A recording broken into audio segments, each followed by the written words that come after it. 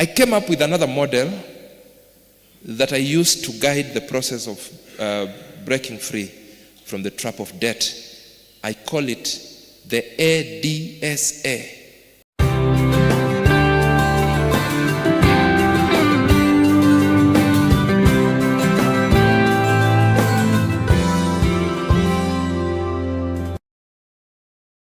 ADSA,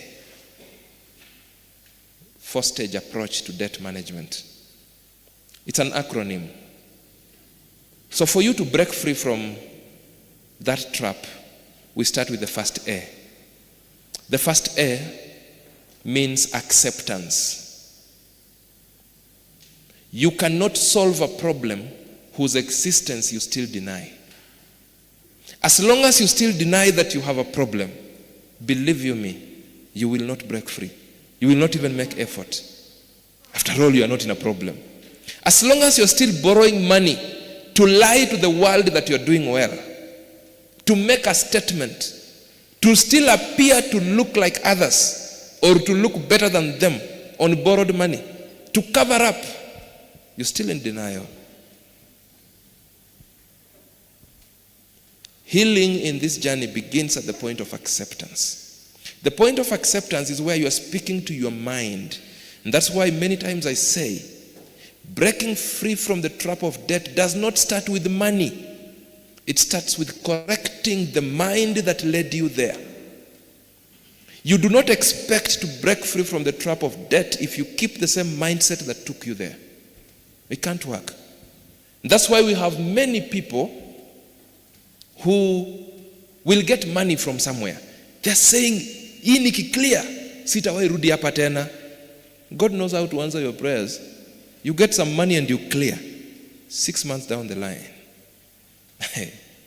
you're worse than where you were the other time because you did not correct the root. Acceptance, you're talking to your mind. You are accepting, for instance, that you are responsible for where you are today. You stop blaming people. You stop saying, oh, kama singechukua hiyo loan nipatie nani hiyo pesa akatae kunilipa, singekuwa hapa. Move from that. Take responsibility. You are accepting that where you are is not cast in stone. You can break free. And take it from me, you can break free. Otherwise, some of us would never have the audacity, the power, the capacity, the moral authority to stand before people and talk about money. You are accepting that the best person suited to help you break free is yourself. And no one will do it for you. You are accepting that the right time to start that journey is now. You are also accepting that it is doable. But you are also accepting that it will be a process. It's not overnight. After all, you didn't get where you are overnight. Therefore, coming out will also be a process. But I assure you, the process is worth every effort. You cannot compare your life in that thing and your life outside. You can't. That is the first A, acceptance. The next one is D. D is what I call disclosure stage. The disclosure stage is where you are telling yourself how deep the mess is. You're not hiding, you're not running away from yourself. You need to know your financial house, the numbers that surround you. How much is your income? How much savings do you have? How much investments do you have? How much debt do you have? That's what you're doing here. You cannot effectively climb out of a hole if you don't take time to appreciate how deep the hole is.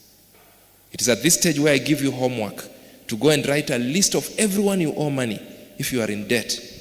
Everyone you owe money. That's what I did after acknowledging that I was doing badly. So do that list. That list begins to talk to you. I realized the average man does not like doing a list of the people we owe money. We can write lists of how we want to invest, lists of all the other things, but we skip the list of the people we owe money. Please do that, because after all, what do you want to break free from? You must appreciate how your bondage looks like. Then the S is the strategic stage. Now that you have your list, you know I owe these people. In my case, I have seen the 86 lenders. I am faced with the next question, so what? Where are you moving from? From here. Now, it's at the strategic stage where we begin to go different routes because no human being has identical circumstances to another. You may want to agree to that, right? Hatufanani. Are we together? And it is at this point that I created the one-on-one coaching platform so that when you come as a person, I am able to listen to you and make suggestions that look like your situation. Are we together? But for purposes of training, I will share some strategies with us. You might hear something that can speak to you and it might help you. So we are looking at way forward. And the options are many. I'm just sharing some of them. Number one, you might need to reach out to your lenders. This is where I started myself. Reaching out to my lenders and opening up, laying it bare. This is where I would call them and tell them, boss, ukweli ni kwamba I've been living a lie. Hata hii interest yenu, I am not able to pay. That is the truth. Forgive me, but that is the truth. So you begin to reach out. Reaching out helps you buy some peace of mind. As a man, and I must mention this here because I'm speaking to men, I had behaved like a typical man. I had hidden those truths from my wife for a long period of time, but I was dying in silence, alone. She was losing her husband bit by bit without knowing. One day when I got to rock bottom, there is a day I got to the end, I decided I will tell her, whichever way it will go. If she chooses to abandon me, nobody wants to be with a man who can't show direction, it is well and good. I decided to open up. We were in a matatu. I still remember where we were. And I tapped her and I told her, the truth is, we've been living a lie. I am so much drained in debt. I have borrowed. I don't know if your head can wrap itself around the numbers that I want to give you. But I am in trouble. And this is why I respect her so much. I have praised her in public, in the media, everywhere. When we talk to couples, when she has chance, we go together so that the other ladies can also ask her, why did you stick to a man who was so reckless? So that she can tell them she's so potential. She looked at me, and the time I was telling her that she did not have a job. And you see, that time I need money. But she looked at me and told me, don't worry, we are in this together. My friend, that gave me energy. That gave me power, peace of mind. I no longer had to go and pick calls from the bathroom, leaving her wondering whether I'm fueling an affair. Now people would call and I tell her, this is one of them. And that's how we started putting our heads together. When you are in that state, your head does not think well. Sometimes the obvious doesn't look obvious. That's how she would start helping me with suggestions. Si huyu tujaribu kumwambia hivi. And the journey started moving faster than when I was fighting it alone. I don't know who this is going to, but think about it. In the one-on-one, I meet many cases of spouses who don't want their spouses to know.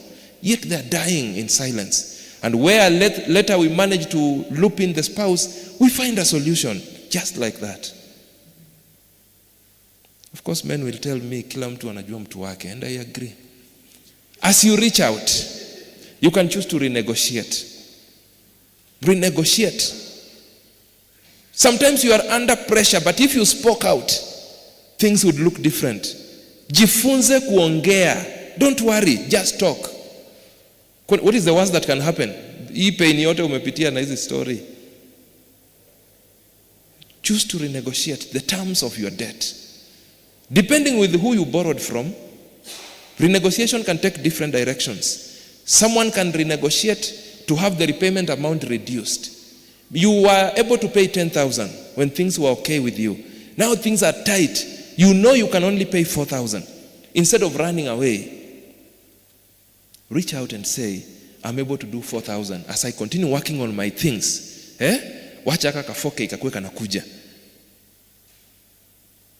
Na ukinegotiating kama hiyo 4K ya kwanza ushatuma huko. wacha utume arudishe.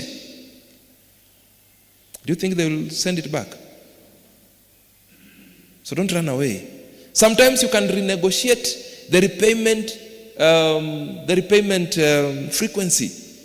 You borrowed money to be repaying weekly. You and I know that your income comes monthly. Tell them to adjust expectation to monthly. Are we together? Sometimes you can renegotiate the interest rate. I had Shylocks I was paying 30% per month. When I laid it bare to them, miracles happened. I had a group of Shylocks who actually wrote off the balance. They told me, boss, tumetoka mbali. Okay, wanasema tumetoka mbali, but the truth is, nimelipa hiyo deni multiple times. You see, if I borrowed 100,000 from someone, I've been paying, if it is 15% or 20% per month, you've been paying 20,000 and you've paid that debt for 2 years. Sio deni umemaliza. So I had guys who wrote off. Kama singeongea wange write off. Wange write off. Some people reduced the rate. Someone was giving you at 10%, they tell you, sasa boss, basi lipa to 5%. Any gain is a win when you are in this state. So speak up. You might also need to shake up your budget. I said in the beginning that some people are struggling not because their income cannot carry them through, but because of their choices with their income. So look at how you spend money. You might be dying and you only need to make a few changes in how you spend your money and things will look different. Check your budget and see what can you stop, what can you reduce so that you reduce the pressure. You can choose to declutter. Some of you have houses that have things that are cluttered. You have been buying things that are duplicated. You still have your previous two refrigerators. You are on the third one. Hizo zingine zimejaza tu nyumba. Put them online for sale. You get a coin here and there, and that can help you pay off like a mobile app debt and so on. Right? Then you can also consolidate. If you've borrowed money from very many lenders, it is costly. It also takes a lot of money from you. So if you found a cheaper lender, a friendlier lender, then borrow money and come and kill all these others. You'd rather deal with one pressure than 20 pressures. Then you might need to do lifestyle adjustment. Sometimes you are where you are because of the push to live a life that is not your true life, a life that you cannot sustain. Sometimes part of this journey is to rip yourself back to reality. You know, these things you can pick up. Don't be afraid to press the restart button. There is nothing I have not seen in the world of debt. When I was starting to reconstruct myself, I had to be ripped off everything. I've been auctioned multiple times. But there is one thing I learned. Early in life, I didn't know it would help me one day to make peace where material things are involved. I learned you can bounce back. Kitambo tu. So when we started having trouble, I spoke to my wife during that time when I learned that thing, and we talked about it casually. Later on, I told her, your time imefika. We need to release. Because after we have checked, we don't have money. We've tried everything. And there are people who even die trying to save property.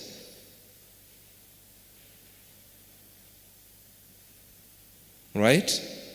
So I lost property, including our very home that we loved so much. I lost it to auction. The last one I lost was our last car. Our children had been born finding us with cars. They got used to it. But now it had to go. The auctioneer is still my friend. He has not seen a customer like me because I drove the car to the yard, signed the papers, and told them, go ahead. Yes, I did. My wife was reminding me the other day, I told her to drive. So she's the one who drove. Tukienda. Na tukafika, tukasign, nikasign. Nikamwambia, if I get money to save the car, I will save it because I love it. I've taken good care of it. But if I don't, siku yenu ya kengele ifika, chapeni kengele. Brothers, with all humility, everything that we lost, God has restored several folds. So don't give up. But you might need to adjust your life. Don't be afraid. We stayed without a car for about 3 years before we bought the next car. Beginning life afresh, but in a realistic way. For some of you, changing lifestyle might mean changing homes, changing the schools where your children are going, and so on. Whatever it is, realistically see what you can change. There is gradual winning method for those that are addicted to mobile app loans and those cyclic debts, where I don't tell you to just stop, but you start borrowing downwards. If your limit was 10K, you pay the 10, but you don't borrow the 10. You start borrowing as you come down. Give yourself a realistic factor. You can reduce by 500 until you finish, or 1,000, whichever is realistic to you. This is the method I used to deal with my Mshwari, and I thank God I have not looked back since those years. Then lastly, extra income. Gentlemen, there is no sure ticket to breaking free from this monster than through looking for additional income. Don't be contented and comfortable running life on one source of income. Begin to ask yourself, what else can you do to get another coin? The truth is, all of us can get another coin. That's another conversation. An extra coin will help you to speed up the process of breaking free. It will also limit the temptation to backslide when you are in this battle. The last A is action.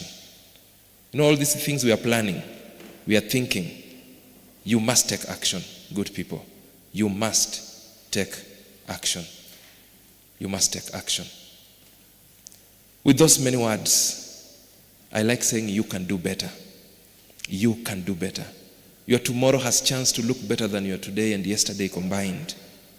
The reason why I do what I do is because I believe after we sharpen one another, our tomorrow has chance to look better.